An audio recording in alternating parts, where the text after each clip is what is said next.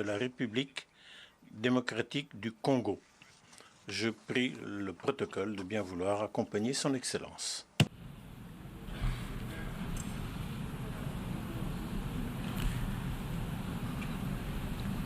On behalf of the General Assembly, Au nom de l'Assemblée générale, j'ai l'honneur de souhaiter la bienvenue à son Excellence Félix Antoine Tshisekedi Tshilombo, président de la République démocratique du Congo, et je l'invite à s'adresser à l'Assemblée. Excellence, à vous. président de l'Assemblée générale des Nations unies,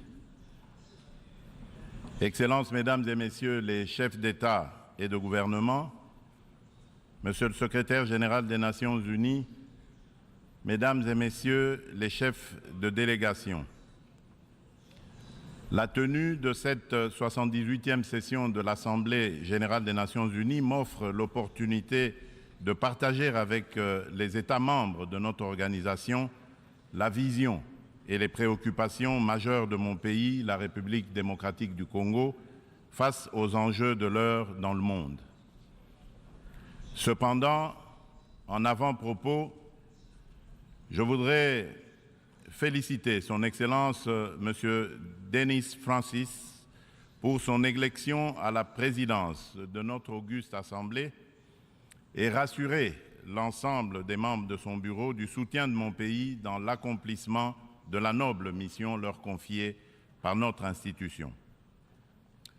Je m'en voudrais si je ne remerciais pas le président sortant, M. Saba Korosi, pour son leadership clairvoyant et son dévouement qui ont contribué à faire avancer les débats et à trouver des solutions concertées. Mes remerciements s'adressent également à M. Antonio Guterres, secrétaire général des Nations unies, pour son engagement actif et permanent en faveur de la paix et la sécurité internationale.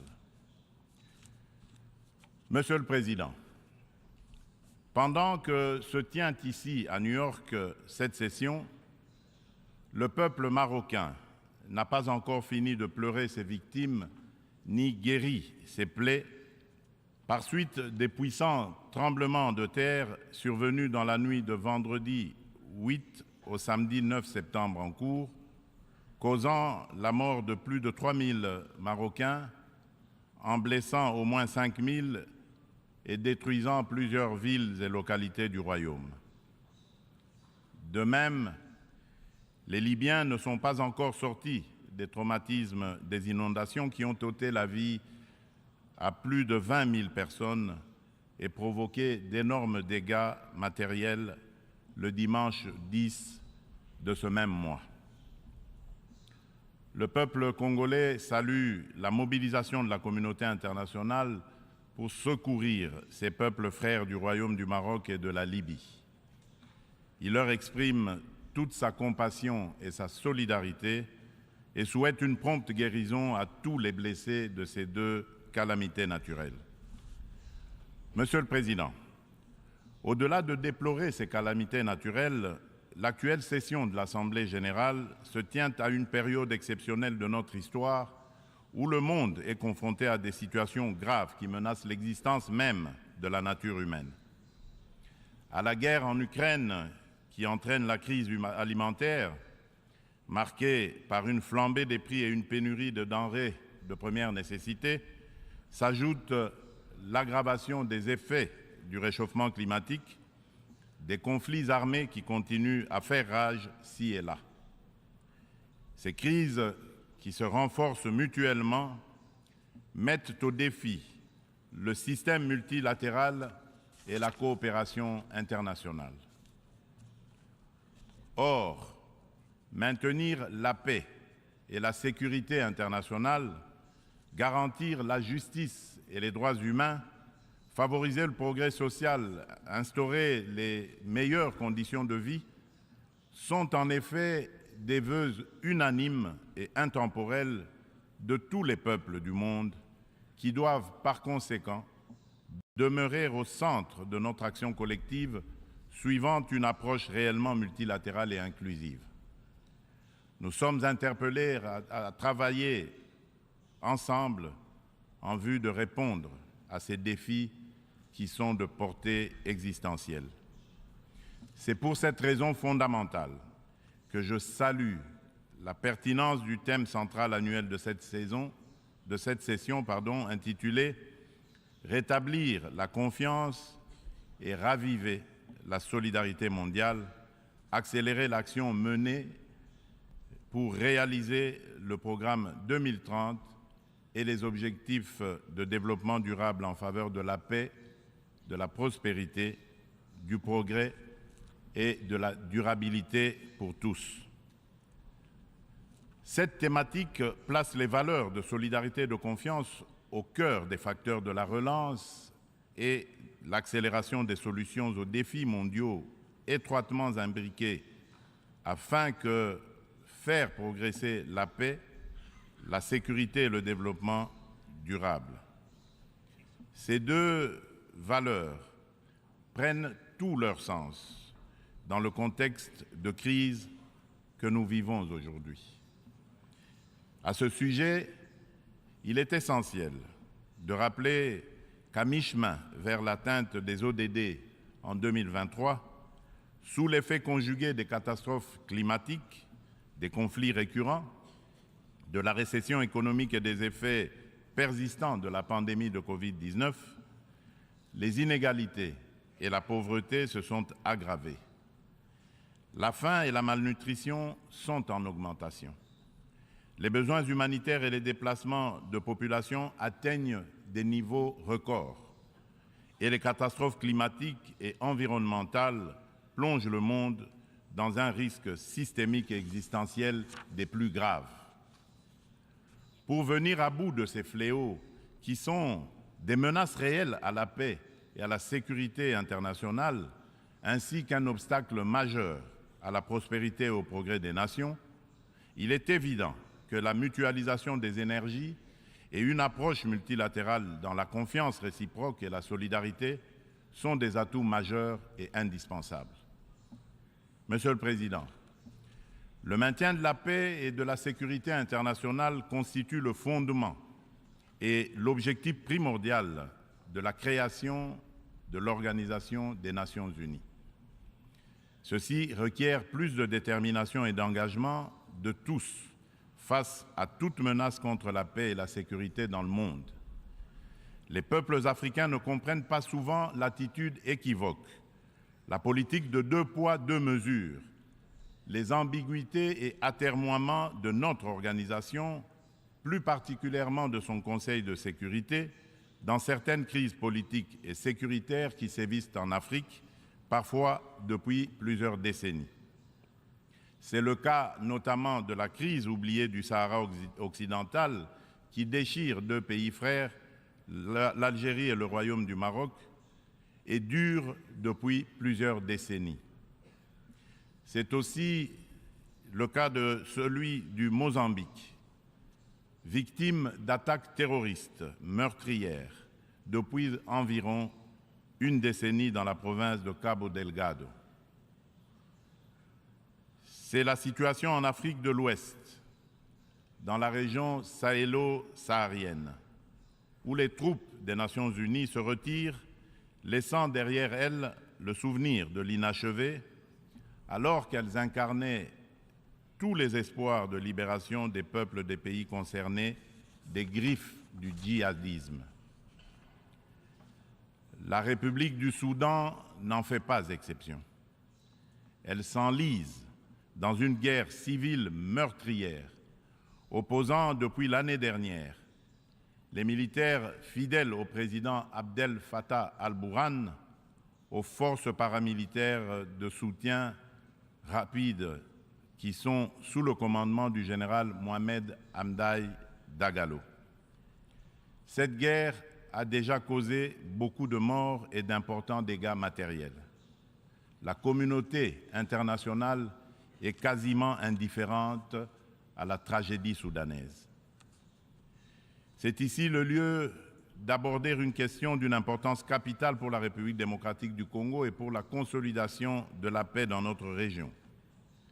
Il s'agit du retrait de la mission de l'Organisation des Nations Unies pour la stabilisation en République démocratique du Congo, la MONUSCO en sigle, de notre territoire. Après plus de 2 décennies de présence, il est temps pour notre pays de prendre pleinement son destin en main et de devenir le principal acteur de sa propre stabilité. Nous sommes reconnaissants envers la communauté internationale et les Nations Unies pour leur soutien et leur partenariat, mais nous sommes également conscients que le retrait progressif de la MONUSCO est une étape nécessaire pour consolider le progrès que nous avons déjà réalisé. Cependant, il est à déplorer que les missions de maintien de la paix déployées sous une forme ou sous une autre depuis 25 ans en République démocratique du Congo n'aient pas réussi à faire face aux rébellions et conflits armés qui déchirent ce pays et la région des Grands Lacs, ni à protéger les populations civiles. Aussi, le projet de retrait échelonné, responsable et durable de la MONUSCO, annoncé depuis 2018 et dont le plan de transition a été adopté en 2021, devient-il anachronique au regard de l'évolution des contingences politiques, sécuritaires et sociales actuelles. Il est donc illusoire et contre-productif de continuer à s'accrocher au maintien de la MONUSCO pour restaurer la paix en République démocratique du Congo et stabiliser celle-ci. Par ailleurs, l'accélération du retrait de la MONUSCO devient une nécessité impérieuse pour apaiser les tensions entre cette dernière et nos concitoyens. Il est temps pour mon pays d'explorer de nouveaux mécanismes de collaboration stratégique avec les Nations Unies, davantage en phase avec nos réalités actuelles. C'est pourquoi, en ma qualité de garant constitutionnel de l'intégrité territoriale, de la souveraineté et de l'indépendance de mon pays, de la bonne tenue de notre nation ainsi que du bien-être de mes concitoyens, j'ai instruit le gouvernement de la République d'entamer des discussions avec les autorités onusiennes pour un retrait accéléré de la MONUSCO de la République démocratique du Congo, en ramenant le début de ce retrait progressif de décembre 2024 à décembre 2023. Tel est le sens de la démarche actuelle de notre gouvernement, qui a adressé un courrier au président du Conseil de sécurité des Nations Unies en date du 1er septembre 2023, sollicitant l'accélération du retrait de la MONUSCO.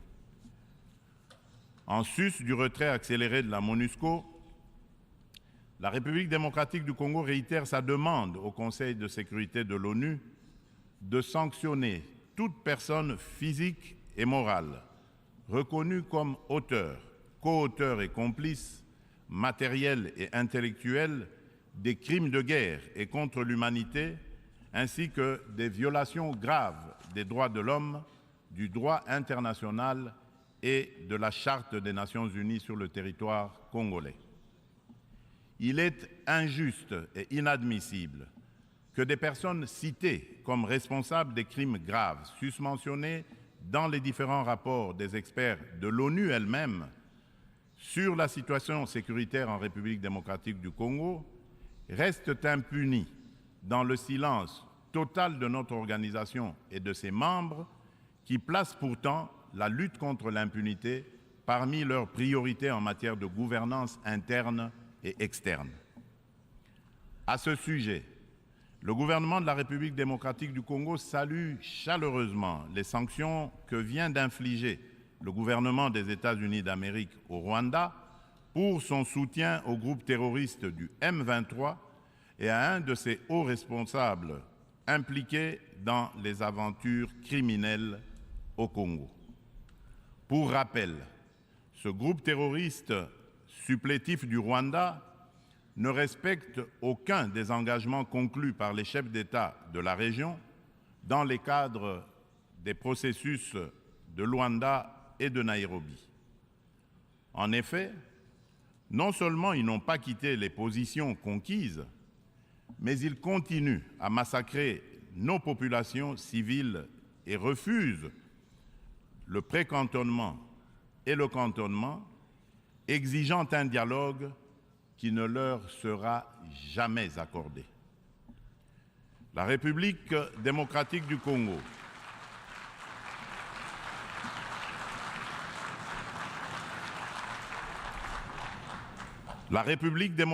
du Congo espère que les autres États suivront ce bon exemple montré par les États-Unis d'Amérique de soutien à la lutte commune contre l'impunité et au triomphe des idéaux de justice et de solidarité entre les peuples. Le gouvernement congolais attend de la prochaine réunion du Conseil de sécurité qu'il accorde une attention toute particulière à sa requête et qu'il soit constructif dans la gestion du processus délicat et laborieux de paix dans notre pays. Monsieur le Président, un autre défi qui préoccupe au plus haut point toutes les nations du monde est celui du réchauffement de notre planète. Point n'est encore besoin de rappeler que l'augmentation de la température depuis quelques décennies affecte la vie de toute l'humanité et nous préoccupe tous. Cependant, force est de relever qu'en dépit des proclamations de foi des pollueurs en faveur de l'arrêt de l'émission des gaz à effet de serre, de multitudes de forats organisés à travers le monde pour combattre ce fléau, dont les 27 COP, conférence des pays membres de la Convention de l'ONU pour la lutte contre les changements climatiques, et de multiples résolutions et recommandations adoptées à ces différentes instances, le réchauffement de la planète est loin de se maintenir à 1,5 degré Celsius. Bien au contraire, à la COP 27 tenue à Sharm el-Sheikh, en Égypte cette année, des inquiétudes se sont manifestées sur une tendance à la hausse de cette température. Ce constat peu rassurant appelle sans doute à la revisitation de nos approches et des politiques adoptées. Dans ce cadre, le sommet africain sur le climat qui vient de se tenir à Nairobi au Kenya, sous la direction conjointe de l'Union africaine et de la République du Kenya, du 4 au 7 septembre dernier, a été une initiative salutaire et très opportune qui traduit la détermination de l'Afrique à participer activement au traitement de cette question vitale et de compter désormais comme un poids lourd incontournable dans la solution du réchauffement planétaire et de l'économie du futur plus verte et responsable. Les Africains sont sortis du sommet avec un cahier de charges commun, contenu dans la déclaration de Nairobi et axé notamment sur la réforme de l'architecture du système financier international pour plus d'équité, la restructuration et l'allègement des dettes de leur pays, la transformation locale de leurs produits et la mise en place d'un régime de taxation de carbone incluant une taxe sur le commerce des combustibles fossiles, ainsi que sur le transport maritime et aérien. Ils ont rappelé également aux riches pollueurs un engagement pris en 2009, mais non encore honoré jusqu'à ce jour, de fournir 100 milliards de dollars américains en financement climatique. La République démocratique du Congo demande aux Nations unies et à l'ensemble de la communauté internationale de prêter une attention particulière aux revendications légitimes de l'Afrique. Dans ce cadre, mon pays appelle à la création d'un marché carbone équitable et des prises incitatives tout en renforçant l'efficacité des financements climatiques. Il espère une opérationnalisation rapide de l'article 6 de l'accord de Paris et soutient l'idée des partenariats mutuellement bénéfiques entre l'État et les secteurs publics. C'est dans la même logique que la République démocratique du Congo réitère sa disponibilité de coopérer avec tout partenaire, public ou privé, pour mettre en valeur ces minerais stratégiques en vue de la transition écologique et a pris des engagements courageux, notamment ceux de consacrer 30% de la superficie de son territoire national à la préservation de la biodiversité et de déposer une contribution prévue déterminée comportant des mesures d'atténuation axées sur 4 secteurs prioritaires: l'agriculture, les forêts, l'énergie et les transferts de technologies, ainsi que des mesures d'adaptation. Monsieur le Président, le multilatéralisme et le respect d'un système mondial fondé sur des règles ont soutenu la paix, la sécurité, la santé et la prospérité dans de vastes parties du monde depuis 78 ans. Les Nations Unies incarnent ces principes et restent un acteur indispensable pour faire face aux menaces existentielles contemporaines, qu'il s'agisse de la crise alimentaire actuelle, du changement climatique, du terrorisme, ainsi que des pandémies et de la prolifération nucléaire. Aucune de ces menaces mondiales critiques ne peut être résolue par des nations agissant seules, aussi puissantes soient-elles. Tout cela exige une coopération multilatérale. Pour conserver la confiance de la communauté internationale, l'Organisation des Nations Unies doit montrer qu'elle est capable de s'adapter au temps présent et de relever avec efficacité et responsabilité les défis d'aujourd'hui. Aussi, pour donner un nouveau départ au multilatéralisme, la réforme de la Charte des Nations Unies sur les points clés, Conseil de sécurité, veto, chapitre 7, recours à la force, est-elle indispensable, mais ne serait pas suffisante. Les chantiers ne manquent pas. La coordination et la coopération entre les différentes institutions et agences des Nations Unies sont imparfaites. Des problèmes globaux sont abordés plusieurs fois dans différentes enceintes, sous des angles différents, de façon contradictoire. D'autres ne le sont jamais, nulle part. Chaque bureaucratie internationale entend persévérer dans son être. À ce sujet, la demande pressante et incessante de mon pays et de l'Afrique tout entière est d'élargir le Conseil de sécurité des Nations Unies en tant qu'organe pilote et décisionnel de l'ONU, afin de pouvoir intégrer en son sein 2 représentants du continent africain en qualité de membres permanents aux fins de consacrer un équilibre géographique juste et représentatif. D'où la pertinence et la nécessité de réformer notre organisation vieille de 78 ans, qui accuse certaines limites face aux mutations actuelles et à la dynamique internationale, afin de lui donner plus d'inclusivité, aussi bien dans sa composition que dans son processus de prise de décision, qui désormais devra prendre en compte la voix de l'Afrique. Monsieur le Président, avant de clore mon propos, permettez-moi du haut de cette tribune de revenir sur la question des violences faites aux femmes dans le contexte de guerre et des conflits armés.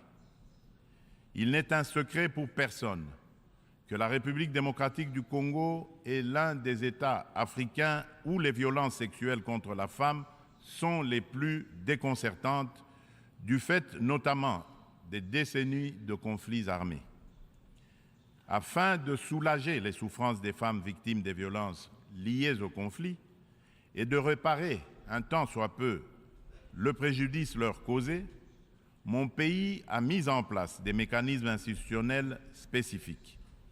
Il s'agit notamment du Fonds national des réparations des victimes des violences sexuelles liées au conflit et des victimes des crimes contre la paix et la sécurité de l'humanité, le FONAREV, créé en décembre 2022.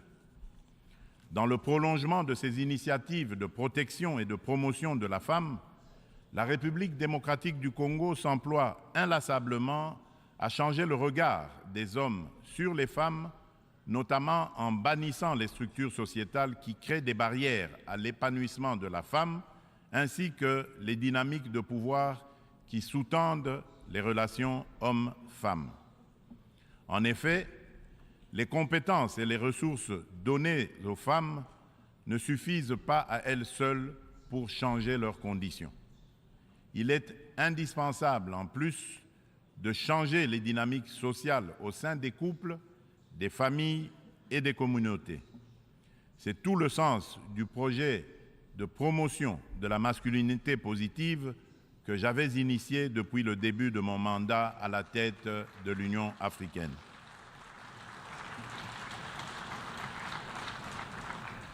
Monsieur le Président de l'Assemblée générale des Nations unies, Excellences, Mesdames et Messieurs les chefs d'État et de gouvernement, Monsieur le Secrétaire général des Nations unies, Mesdames et Messieurs les chefs de délégation, pour conclure, je voudrais confirmer une fois de plus qu'à la fin de cette année, des élections générales seront organisées en République démocratique du Congo dans les institutions à mandat électif jusqu'au niveau des communes.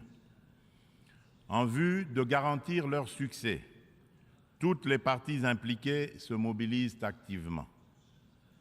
La Commission électorale nationale indépendante, la CENI, a déjà convoqué le corps électoral et publié les listes des candidats pour les législatives nationales et provinciales ainsi que les municipales.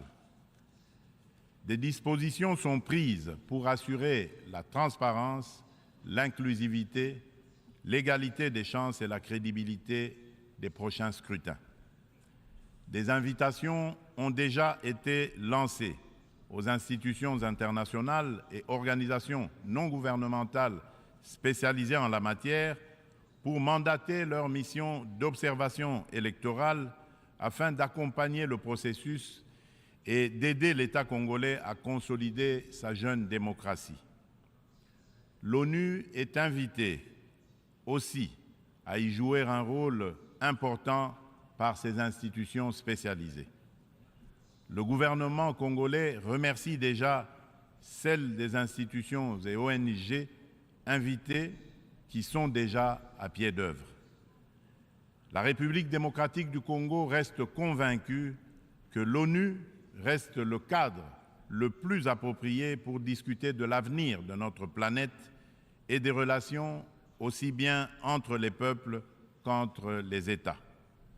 Suite à la tenue d'élections démocratiques et apaisées au Zimbabwe, je lance un appel pressant aux Nations unies de mettre tout en œuvre pour obtenir la levée immédiate des sanctions contre la République du Zimbabwe et son peuple.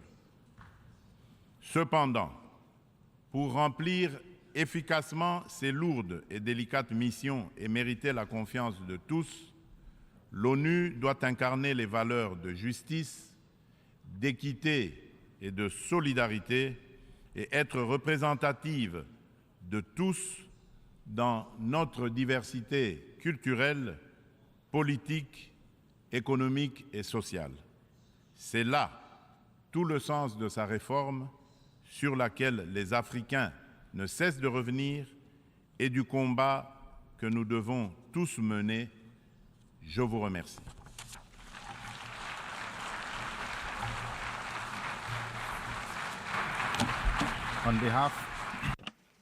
Au nom de l'Assemblée, je tiens à remercier le président de la République démocratique du Congo de l'allocution qu'il vient de prononcer. Je prie le protocole de bien vouloir. L'Assemblée va entendre une allocution de Sa Majesté